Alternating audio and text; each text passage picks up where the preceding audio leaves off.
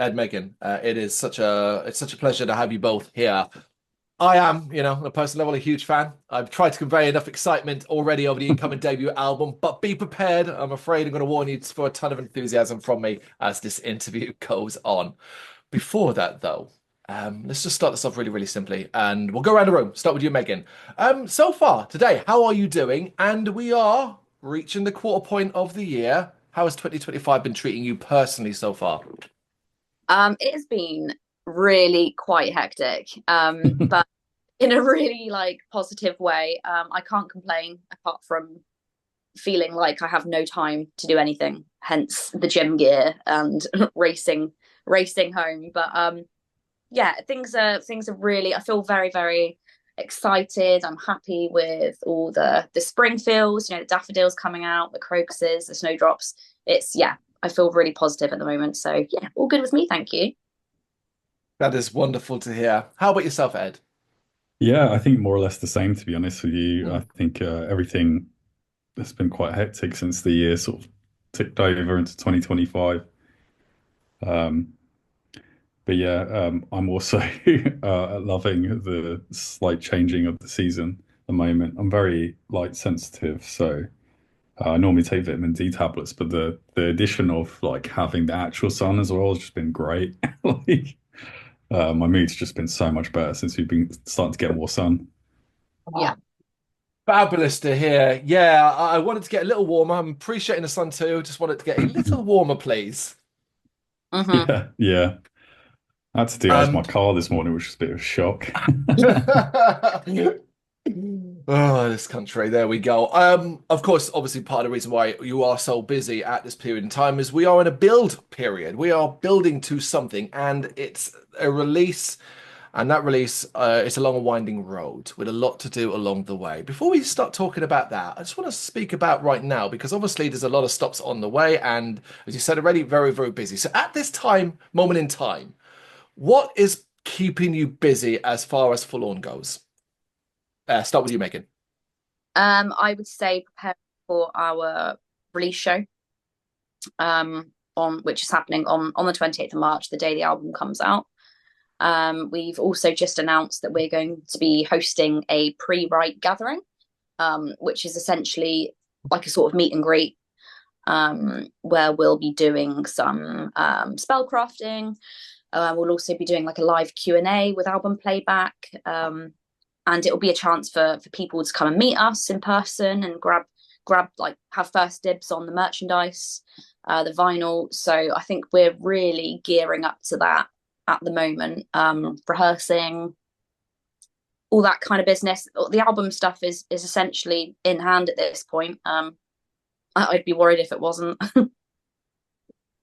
You say that, but there's always something more to be done. How about you, Ed? What's keeping you particularly busy? Yeah, I guess more or less the same things. It's just making sure that everything's in order and well rehearsed in advance of the show. Um, we're actually trying to get a little bit ahead of the game, Uh, in the sense that we did some pre-production the other week, and we've got a recording session a week before the album launch show. So then I've got to prepare all the materials for everyone to learn everything, and I've also got to learn it myself. So I've got to learn two songs, and then just keep practicing the set. Keeping the social media ticking over as well, which is, I'm sure, as many people in bands will attest, is almost a job within itself. It's almost like a separate mm. instrument that you play now. But yeah, Such is the life of a band, but it is such an exciting period of time, and to hear all of these plans in place, most of them, but also that you are still so busy as we get closer to it. It's a positive kind of feeling, at least from my perspective. I realize, obviously, exhausting for you, and I apologize for my enthusiasm for it when you're probably just tired and just want to get there. But going back to the pre-write show, you said that was announced. Where is that to take place then? Because I don't know about this. So that's also at the Black Harp, so same venue Cool. as the show itself. Yeah, that starts at 4 p.m. And will last about an hour. And then we'll shoot off and sound check and probably get ourselves fed and watered, and then the night begins. Fabulous, and extra reason to get to the Black Heart early. Right, I want to take you back a little bit here. The year was 2019, I believe, like late 2019, when Forlorn emerged from the gloom and set about transfixing a watching and listening world. Singles, EPs, more importantly, a ton of live shows that turned so many heads. We all, I speak we as in the general world, we all remember where we were when we first saw you perform. Mine was August 4th. 2022 at the Boston Music Rooms, aka downstairs at the Dome, where you played alongside Pupil Slicer and Ithica. That was my first time I saw you perform. What was the mission statement of the band way back in 2019? If there was even one. Well, I think it was drastically different to what we're doing now. Yeah. I think in 2019 we were just trying to make something not too dissimilar, but I think we were just trying to do something that was a bit out there, but it was a bit more traditionally dressed, I suppose, in terms of how it was presented. And then I think we quickly learned that wasn't really, it didn't really feel. I think we quite quickly sort of tilted towards what we're doing now. After that, I think once we were finding our feet and spending more time with the music and experimenting with it and the visual aspect as well, I think we found ourselves sort of hurtling towards where we are now. So I think we started off as maybe like your sort of a metalcore band with some mathy riffs and some noisy bits, and now we're completely different, I would say. Yeah. Yeah, it's been a huge evolution, hasn't it? Well, on that point then, Megan, that evolution, can you pinpoint when or how that specifically started? Because of course, we're looking at the timeline, 2019, a couple of years after that, COVID hits, and that obviously has a detrimental effect on the band, the music scene in general, and slows everything down. Yeah, I mean, I think that turning point for us probably was when we released, or when we were working on the visuals and stuff for Old Wounds, I would say. I mean, even Color Lost, I think there was hints of that, like more ethereal vibe. Obviously there weren't dresses or flower, like for me, there weren't dresses or flower crowns at that point, but I think just maybe the aesthetic of that video, the outside shots, I think that's kind of when our producer George at the time mentioned that look suited us. So we delved a lot deeper into that with Old Wounds, in that what I would say is like the second phase of the band. I think that's when things started to head down this route, and that's when the midsummer metal tag came into play. Did you ever have a point where you sat down as a group and effectively talked this out and said, "This is what we're looking. This is where we're going"? I think a few of those conversations kind of happened. Yeah, I don't know really. It kind of just like organically did happen, didn't it, Ed? Yeah, I'd say so. Because I think, well, we were talking about it the other day, weren't we? When we saw the pictures of when we played our first show. And we do not dressed anything like how, or it wasn't really even presented in the same way. It was very straightforward, and I think we kind of worked our way. We had a lot of conversations after that about, because we all didn't really feel it. And I think we all sort of talked about what we could do and what would be cool. And I think we found that, the visual aspects of Old Wounds definitely were like, what if you're wearing, you fully come, like, bring your witch out, put it on the table, and you every gig you're wearing a dress, you're wearing a flower crown, and the guys are, just wearing something very basic. Whereas in our first show, I think all the guys were wearing t-shirts with the rune on it, and they were purple, and it was a mess. Yeah. Show in it was our first show, wasn't it? And that was, I was wearing a pair of jeans, no crown, and you guys are all in purple t-shirts with that massive F rune on it. And that was one show. That's all you're getting. And we transformed, didn't we, when we went out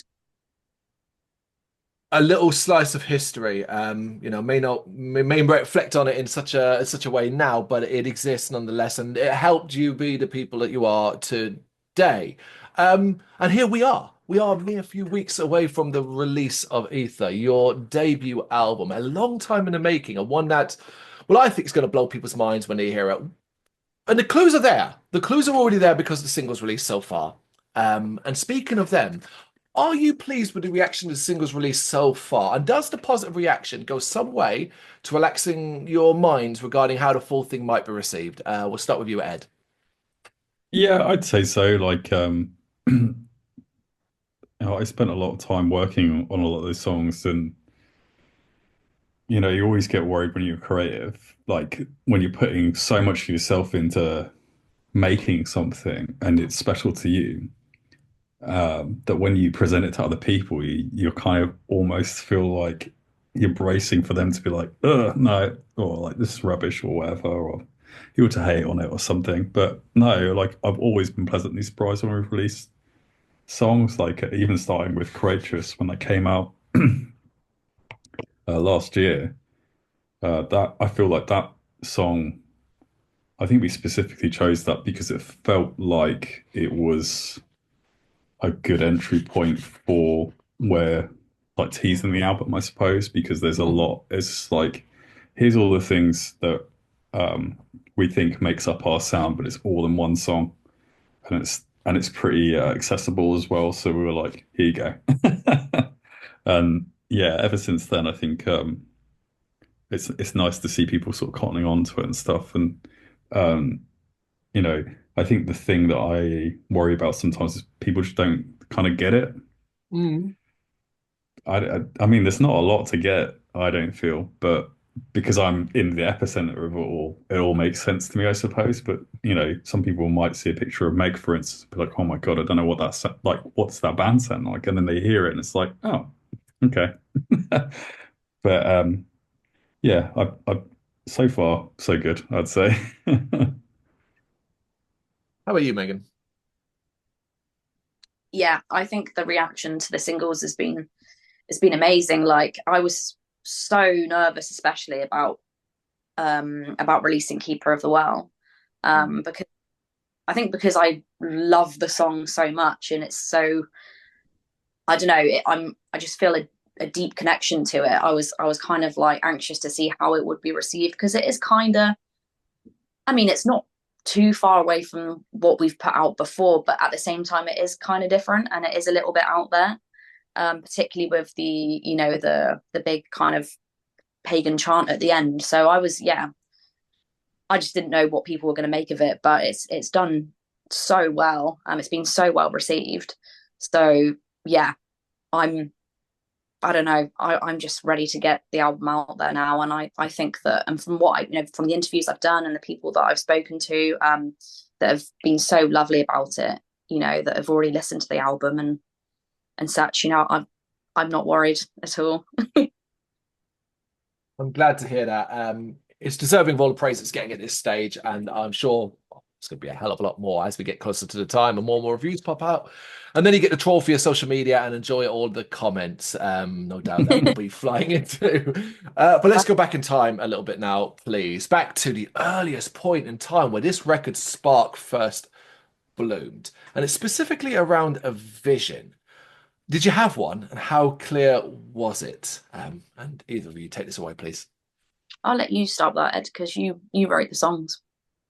Yeah, so it more or less started off as just a collection of demos. And previously we just sort of picked and chosen a demo and be like, cool, we'll release this as a single. And I think at the tail end of The Weight of It All coming out, I think that's 2022 now. We were, That was, yeah. yeah, we were talking about doing like a more extended release. So then we started pooling up. We're quite, Ethan and I are quite sort of proactive songwriters, I suppose. So we'll just keep chipping away at stuff and being like, here's the thing, like every couple of weeks or, months or whatever. depending upon how hectic our lives are, I suppose. Um, and we had this great bunch of songs that we worked on together. Um, and then we did one round of sort of internal pre-production, and then we gave them to you, Megan, and then you came back with the amazing concepts that you have for the album. And I was like, I think I took them away, and I was like, okay, how can we make, how can we add elements to these songs that makes them feel closer to the concept in terms of the soundscape and how they behave and stuff. And I think that's more or less instrumentally where how it ended up Mhm. coming to what it is in the end product. Yeah. I mean, all of the like layers and stuff that you'd written when we got to the studio, like a lot of, I don't really feel like Sam had to do much with them, did he? To be honest, and it's you're in the studio that you actually like hear all the little layers that you'd been working on, like the synths and stuff, because that's not always well with whatever speakers I've got at home. I can't always detect those little things, and when you hear them in a recording studio, it's like wow, Mm. really live. So they come to you, Megan, and you could come up with these concepts. These are your part to play in this. What's your vision? What does that look like? How clear is it from the start for you what you want to add to this? Um, it started quite simply, really, with Spirit. When I heard that, I think that was one of the first ones to be done, wasn't it, Ed? Yeah. Um, and listening to that, I kind of just that kind of led me to wanting to write each of the tracks because each of them kind of worked quite well with being tied into an element. Hmm. Um, like for example, so that's Earth, Air, Fire, Water, Spirit. When I heard what is now Keeper of the Well, that was super kind of flowy, melancholic, and it just lent itself well to that element of water. Like with Creatress, a very sort of earthy track, kind of quite raw, quite visceral. Um, Funeral Pyre, I think that was Ed's vocal that at the end, I've always said that he literally sounds like he's on fire. Like just the warm, like heavy voice. So yeah, they all just they just lent themselves really well to each being tied to an element. And so that's kind of how that came about. And then it was a case of tying the tracks together with these interludes. And the way in which they were written is they all kind of led quite well into the next song. So it was then thinking about something that would, like a concept to write those about.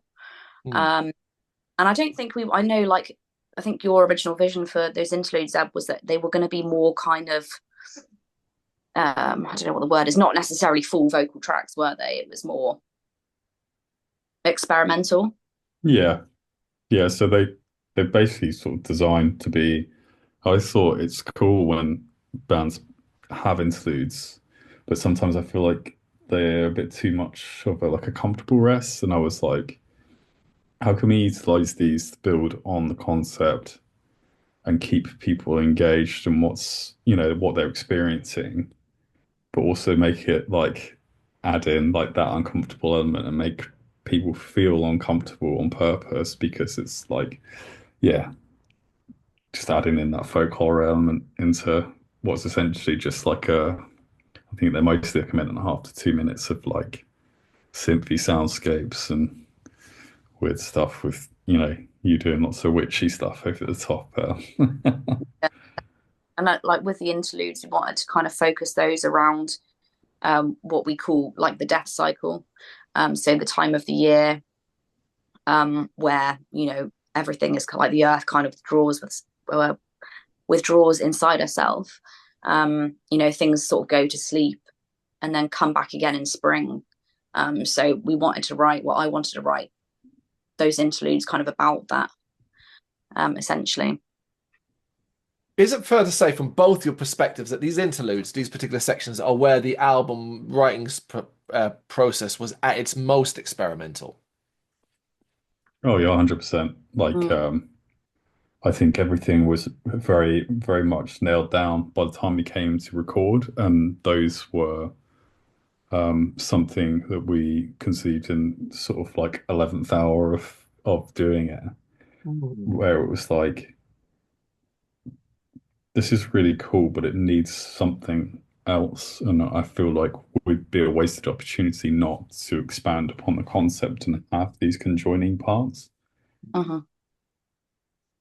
So yeah, a lot of that was me sitting alone in my room with Logic open and, trying to trying to sort of DIY sound design, like having like a like a congregation of sorts where I was saying the same lines in one voice and then doing it a couple of times with a different inflection and then panning them each other way. So it was like a semicircle of people all saying the same thing.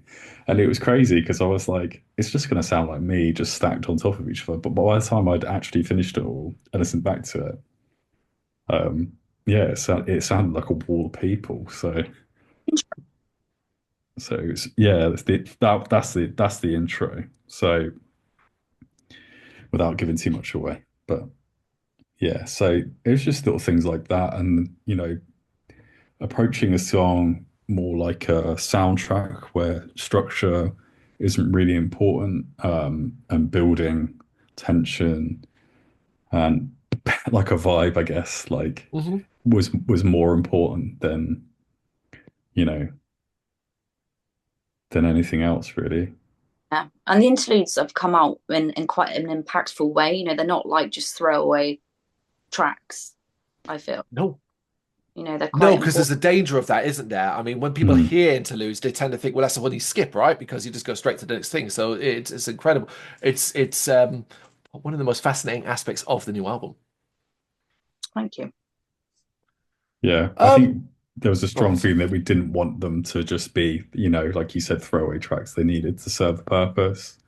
Hmm. They couldn't just be there for the sake of being there. They had to have a purpose, like I said. Yeah.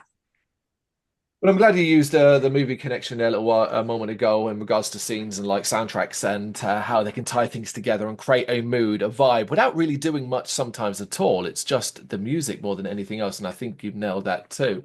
Um, but it does sound like it was an incredibly challenging part of the creative process. So I guess yeah, that's the question, and both you individually, from your own individual perspective as well. So you, Megan, as a vocalist as well. What during the writing phase, what was some of the more challenging moments for you? Um, I think it's probably kind of like sometimes it can be like a delivery thing. Like I'll know how I would have known how I wanted something to sound. Like so for example, Keeper of the World was the track that I absolutely adore it, but it took me a good few demos and going back and forth with the guys until we got it to a point where we were like, right, yes, like this makes sense. So I think that was quite a big struggle, really, just getting everything to be like in key, but with like the instrumental itself, that was something that is challenging because you're writing like essentially poppy vocals on top of really low tuned guitars, and it's not always easy to like cut through that, and I always have to think about like how to create like a hooky chorus or something that is going to like cut above all of that and not just kind of sit there alongside what else is going on, if that makes sense. So I think that can be a big struggle, but it's definitely getting easier, and I think as we develop and evolve as a band, that the guys know what kind of works well with my voice and know when to like leave me space to do my thing. um so yeah, I think we're constantly learning, aren't we, really? Yeah. That's the hope, right? That's the idea that every day you should learn. Well, not necessarily learn something new, but each day you evolve, you change. Life comes at you, you learn things from that. So yeah, Fingers crossed it continues that way. How about you, Ed? What was from the writing of this particular album? What were some of the challenging moments you faced? Um, hmm. I definitely feel like adding the characteristics to each song was definitely a challenge. And trying to give them their own unique identity in that sense is, I, I've still looked back on that in a bit of awe and can't really quite figure out how I actually managed to get that one over the line because I feel like they all just kind of sit like apart in terms of how they are as and how they feel, but they all sit so well together. And I was like, and I was thinking about it the other day. I was like, I have no idea how I did that, but I did it. So that was really tough. Personally, for me, like doing a lot of the pre-production stuff on my own as well,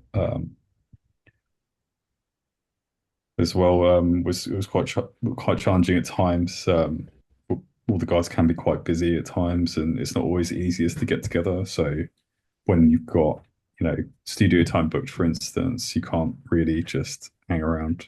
But I'm pretty bad for if I see anything that needs doing, I normally just go and do it. So I can be my own worst enemy in that respect as well. Megan, do you find the rest of you have to kind of pull Ed up on doing that? Kind of tell him take the reins off him.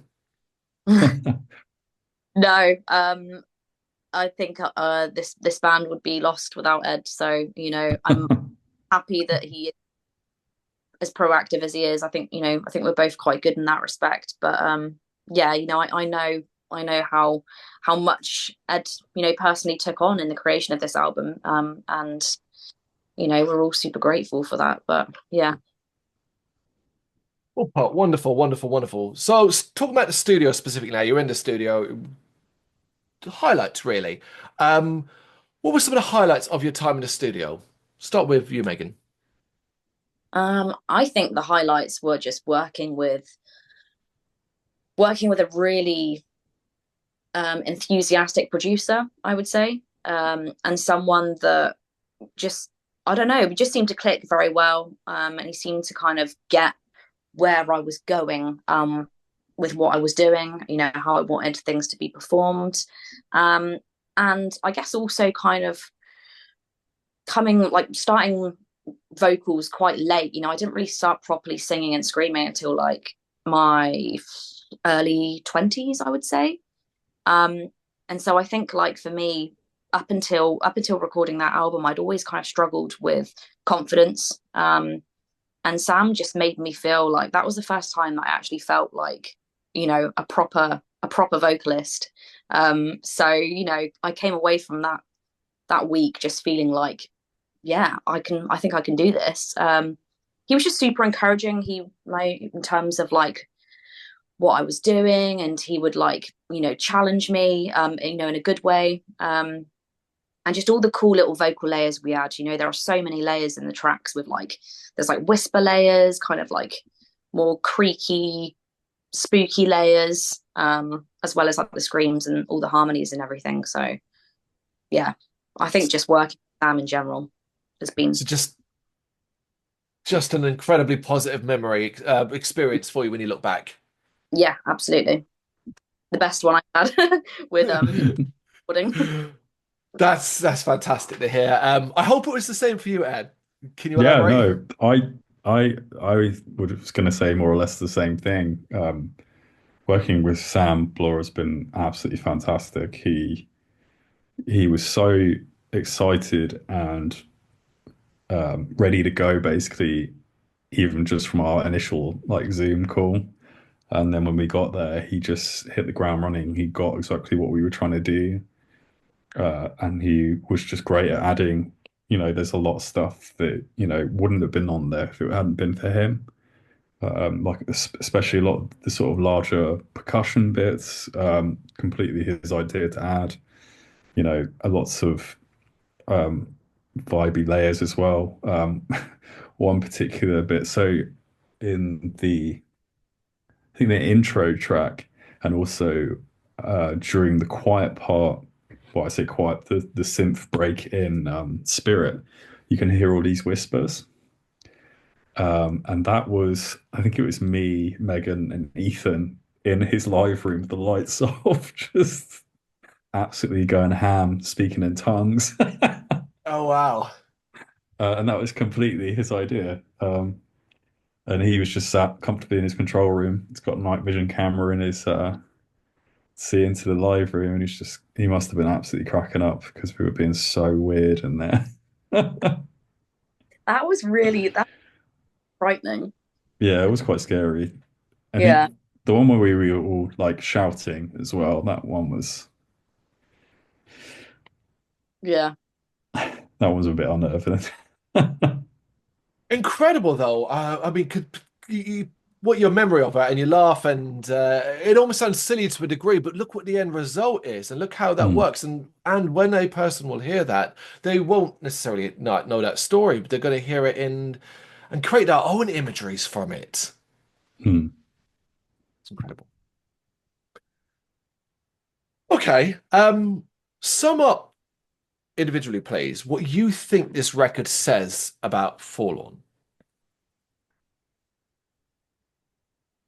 I'll let you go. Oh, thanks. It's a difficult question, really. I think it's a big summary of and culmination of all our efforts to build, or what we've been building really towards. Because I liked that you were talking about having phases, and I feel like Creatress will start phase three, which is we're calling folk horror, and we purposely avoided trying to use a musical genre sort of label because I feel like we're kind of crossing a lot of boundaries in that respect. You could just slap a big old metal sticker on us and chuck us in that section. That's Mhm. absolutely fine. You wouldn't be wrong. But there's a lot more than that underneath it. And I feel like this is just the start of, what we want to try and achieve um, in terms of musically and stage performance wise. It's just things that we just want to keep building and making them bigger and better and just keep giving people an experience. Yeah. Because I feel like that's something that is quite missing from a lot of modern releases nowadays. It's like, oh, it's this. I kind of heard this before, but it's a little bit tweaked, and it's like, and if you go to the show, you'll see them perform the songs like perfect front to back, and it's like cool. And it's like it's good. It's objectively good, but is it? You know, are these people walking away? And how often are they going to think about that show unless they have a good time with their friends? There's like an adjacent experience to that. So um, yeah, it's pushing for bigger moments for everyone, really. Yeah. No Yeah. easy task. No easy task to give people an experience. But it's certainly well worth trying. I'd imagine there's a very not many limits to your imagination outside of the obvious financial limitations and so on and Yeah. that kind of thing. But sorry, Megan, I didn't want to speak over you there. What would you add to what you think this album says about Forlorn? Um, yeah, I think it's just a big showcase of what we are, really, from the experimental side to the, to the witchcraft elements, the pagan elements, um, the different genres that we embody. And I think it's quite exciting for us because when you look to touring, there are many different bills that we could sit comfortably on. And I think that's very exciting. Like I've noticed a few people recently labeling us as like, progressive metal even. So, again, that's another door open. And I think that's what this record is really, is it's opening a door and being like, okay, this is who we are. And we're quite comfortable with who we are at this point as a band. So I think it's just a big statement of, yeah, this is Forlorn really. Yeah. And go from there. It's quite exciting for sure. But yeah, I don't think I can add better than what Ed said, to be honest. Sorry. No, it's Stop. fabulous. Combined you're just adding more excitement to adding even more excitement to at least how I feel about it anyway. And I hope and I want it to be incredibly, incredibly successful. But success is measured in so many different ways, unique ways. You may have your own measure of success compared to what is an industry standard. So I want to ask you both individually. Megan, you can go first this time, please. What would success for this album look like for you? I think the opportunity to jump on some more support slots. You know, I think that's what I'd like to see. This create more live opportunities for us with the right kind of bands. Yeah, I think that's a big one for me. And also just seeing how much more we can develop the live show, because there are so many things that we can be doing with that. So yeah. But yeah, I think the touring is a big one for us, for sure. So yeah, just more opportunities. That would be, you know, a good show of success, I think. How about you, Ed? Yeah, I think I tend to agree with Meg on a lot of things anyway, but I agree. Like, yeah, being able to get on a lot more of the local circuit and of touring. And just like I feel like live is the real experience. Like I feel like we tried to encapsulate as much of that as possible into the album, but actually I find that a lot of people who weren't sure who we were or what we do, after they've seen us, are almost immediately like, that was great and I love it, Yeah. and I want to do that again. So it's Yeah.